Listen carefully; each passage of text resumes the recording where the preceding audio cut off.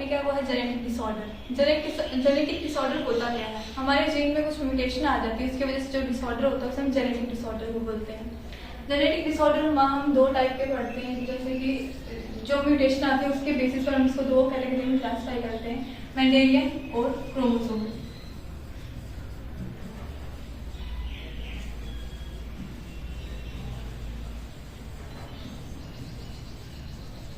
Chromosomal disorder में क्या होता है कि हमारे क्रोमोसोम्स इन्वॉल्व होते हैं। मेंडेलियन डिसऑर्डर में क्या होता है, जैसे कि मेंडल ने लॉ ऑफ इनहेरिटेंस लिया था वैसे ही ये डिसऑर्डर भी होता है। सो मेंडेलियन डिसऑर्डर को फर्दर हमने आगे क्लासिफाई किया हमारे ऑटोसोमल और सेक्स लिंक। तो नाम ही इंडिकेट करें, ऑटोसोमल में हमारे ऑटोसोम्स इन्वॉल्व होंगे और सेक्स लिंक में हमारे सेक्स क्रोमोसोम्स इन्वॉल्व होंगे। जो ऑटोसोम से हमारा डिसऑर्डर होगा उसको हम ऑटोसोमल डिसऑर्डर बोल देंगे और जो सेक्स क्रोमोसोम्स है उसको सेक्स लिंक डिसऑर्डर बोल देंगे। तो आगे मेंडेलियन डिसऑर्डर में इसकी classification that is dominant and recessive. Dominant में क्या होता है, हम जैसे कि हम जानते हैं हमारे पेरेंट्स में दोनों पेरेंट्स से दो एलील आते हैं। तो अगर एक नॉर्मल है और एक एबनॉर्मल है, अगर एबनॉर्मल वाला खुद को एबनॉर्मल वाला भी प्रोटीन बना और नॉर्मल वाला भी प्रोटीन बना रहा है, तो उसमें से जो डोमिनेंट होगा वो होगा एबनॉर्मल वाला। तो उसी लिए इस डिसऑर्डर को हम बोलेंगे that is dominant disorder. Recessive में इसका अपोजिट होगा, जो ये हमारा एबनॉर्मल प्रोटीन है, ये जो एबनॉर्मल हमारा एलील है ये प्रोटीन ही नहीं बनाएगा। तो ये प्रोटीन नहीं बनाएगा, नॉर्मल वाला तो हमें प्रोटीन बना रहा है। तो इसमें जब दोनों ही हमारे एबनॉर्मल एलील होंगे तो ही ये खुद को एक्सप्रेस कर पाएगा, उस डिसऑर्डर को हम रिसेसिव डिसऑर्डर बोलते हैं। तो जो आज का हमारा टॉपिक है वो है सिकल सेल एनीमिया।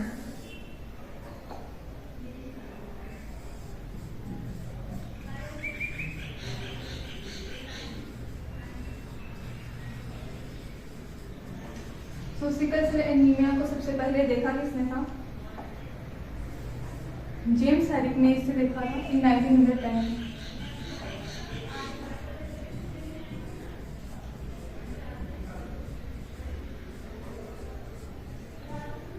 सो ये एक ऑटोसोमल रिसेसिव डिसऑर्डर है, मतलब इसमें हमारे ऑटोसोम्स इन्वॉल्व हैं। रिसेसिव जैसे अभी मैंने बोला, इसमें जो दोनों जीन हैं वो दोनों ही इफेक्टिव होने चाहिए, तभी वो ये जो सिकल सेल एनीमिया है उस पर्सन इससे सफर होगा।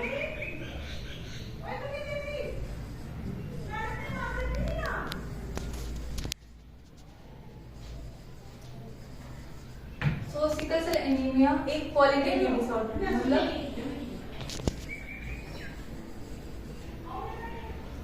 सिकल सेल एनीमिया एक क्वालिटेटिव डिसऑर्डर है। जैसे कि हम जानते हैं हमारा आरबीसी जो होता है वो बाइकनकेव होता है, पर लेकिन जब इसमें कोई म्यूटेशन आई इसके जीन में तो ये अपनी शेप चेंज कर देगा, क्या सिकल सेल बन जाएगा। तो इसमें इसकी क्वालिटी में चेंज आया, दैट वाज व्हाई इसको हम क्वालिटेटिव डिसऑर्डर बोलते हैं। इसके और ये इसे हम प्लियोट्रॉपिक डिसऑर्डर भी बोलते हैं, बिकॉज ये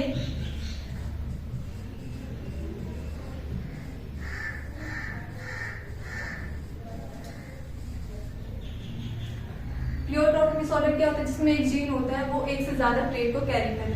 सो इसमें जब जो पर्सन सिकल सेल एनीमिया से सफर कर रहा होगा उसमें नॉर्मल हीमोग्लोबिन जितनी ऑक्सीजन कैरी करता है, ऑब्वियसली वो इतनी ऑक्सीजन कैरी नहीं कर पाएगा, और ना ही और उसके जो एवरेज लाइफ स्पैन है ऑब्वियसली इसका 120 डेज होता है, जैसे कि हम जानते हैं, और इसका 10 to 20 डेज होता है जो सिकल सेल हमारा आरबीसी होता है। और उसके जो पर्सन से सफर कर रहा होगा उसे फैटिग हो जाएगा, ये ऑक्सीजन कैरी करने में प्रॉब्लम होगी। तो मतलब बहुत सारे सिम्टम्स शो हो रहे हैं इस एक डिसऑर्डर से, तभी इसे हम प्लियोट्रॉपिक डिसऑर्डर बोल रहे हैं।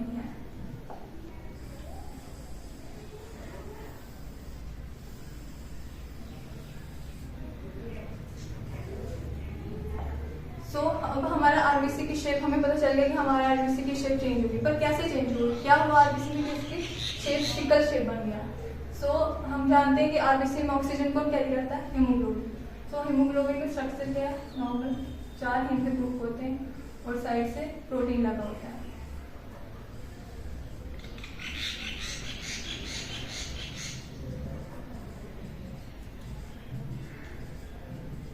और ये प्रोटीन कौन सा होता है, ग्लोबिन, तभी इसको हीमोग्लोबिन बोलते हैं। सो प्रोटीन को हम जानते हैं छोटे छोटे अमीनो एसिड से मिलकर बने होते हैं। तो इसी तरह जो ये ऊपर वाले 2 हेम ग्रुप के साथ प्रोटीन लगे हुए उनको हम अल्फा बोलते हैं और नीचे वालों को बीटा बोलते हैं। तो जो बीटा प्रोटीन है उनके 6th पोजीशन पर जो अमीनो एसिड प्रेजेंट होता है नॉर्मल हीमोग्लोबिन होता है, उसमें ये बनाता है हमारा ग्लूटामिक एसिड। पर लेकिन जब जो पर्सन हमारा सिकल सेल एनीमिया से सफर करा होगा उसमें ये नॉर्मल हीमोग्लोबिन तो ऑब्वियसली नहीं होगा। यहाँ पर ये जो हमारा ग्लूटामिक एसिड को रिप्लेस कर लेता है वैलिन बनाने होता है ये अमीनो एसिड। तो जब ये वैलिन बनाएगा तो जो हमारा नॉर्मल आरबीसी वो अपनी शेप चेंज करके बाइकनकेव से सिकल सेल बन जाएगा, सिकल सेल बन जाएगा।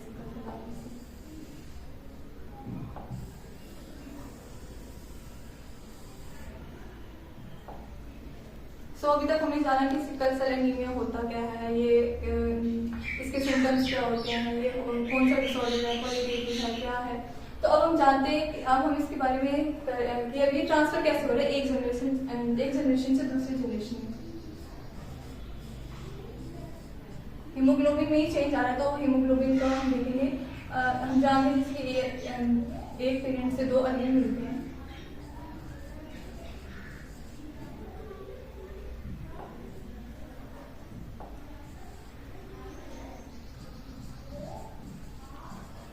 ये रिप्रेजेंट कर रहा है नॉर्मल हीमोग्लोबिन और ये रिप्रेजेंट कर रहा है सिकल सेल प्रोटीन को। सो जो नॉर्मल हीमोग्लोबिन के साथ बाइंड करेगा तो नॉर्मल मतलब जो यंग वन होगा वो नॉर्मल ही होगा। लेकिन जब नॉर्मल और ये सिकल सेल बनेगा तो क्या उस टाइम ये शो होगा, नहीं, क्योंकि हमने खुद कहा था अभी कि ये ऑटोसोमल रिसेसिव डिसऑर्डर है। रिसेसिव मीन्स कि इसमें जो दोनों जीन है वो इस सिकल सेल से सफर होने चाहिए, सिकल सेल होने चाहिए, तभी हम ये अपने आप को एक्सप्रेस कर पाएंगे।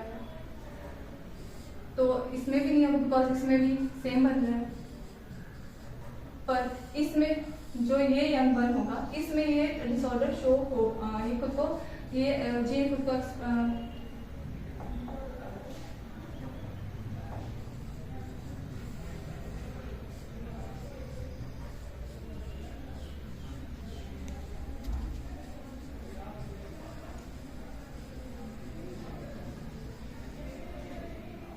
तो जो ये यंग वन होगा ये सिकल सेल सफरर होगा।